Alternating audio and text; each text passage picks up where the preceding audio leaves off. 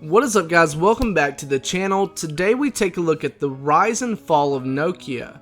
Be sure to like today's video and to subscribe. Also comment down below letting me know that you subscribed so that you can automatically be entered into this month's shoutout giveaway.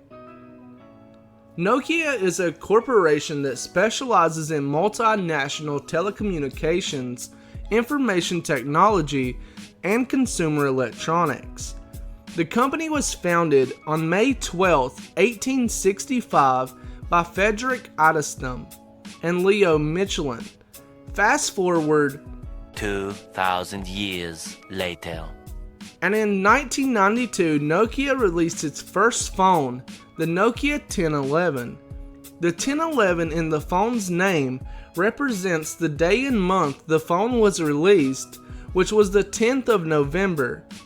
The goal Nokia had in mind when their team of developers and engineers started out was that they wanted to make a cell phone that you could use at home, in your hotel room, out on the boat, basically anywhere.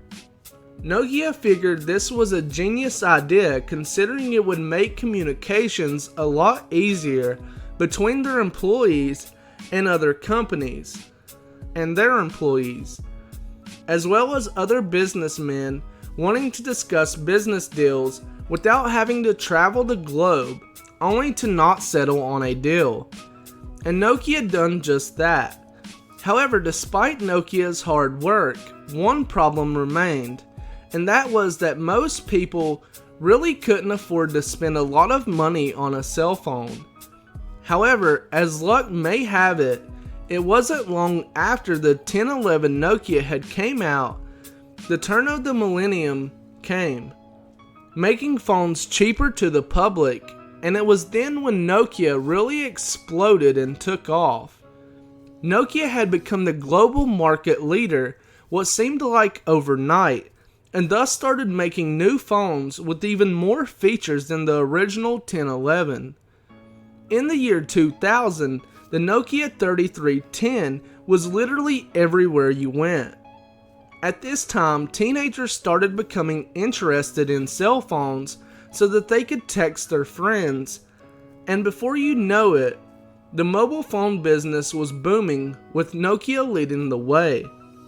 It wasn't long until Nokia had an even bigger budget than Finland, the country in which Nokia originated from. So you're probably asking yourself by now, how does a company that once was the most successful mobile phone company in the world fail? Well, believe it or not, Nokia could have remained on top of the mobile phone industry to this very day if they wouldn't have passed up on the opportunity of a lifetime. You see, around 2005, an engineer working for Nokia showed the company a prototype he had made. The prototype was a version of what is now known as a smartphone. However, when shown to the executives at Nokia, they done nothing more than laughed in the young engineer's face, causing him to abandon the prototype he had been working on. Well, a few years later in 2007, the first smartphone hit the market, the iPhone. Once the first iPhone hit the market, customers were in super high demand for the phone, which only made both Nokia executives and the young engineer that gave up on the prototype, while Steve Jobs, on the other hand, was becoming rich. After the release of the iPhone, Nokia then spent the next 6 to 7 years chasing Apple's tail, trying to compete with the iPhone. However, the company simply couldn't keep up. In fact, Nokia abandoned every other project it had previously been working on and sent a letter to the entire Nokia staff stating that the workers needed to come up with what they called an iPhone killer, or else the company was going under. And that's exactly what happened. The company's ship started sinking more and more. A company that was once worth $300 billion was then sold in 2016 for only $350 million to Microsoft.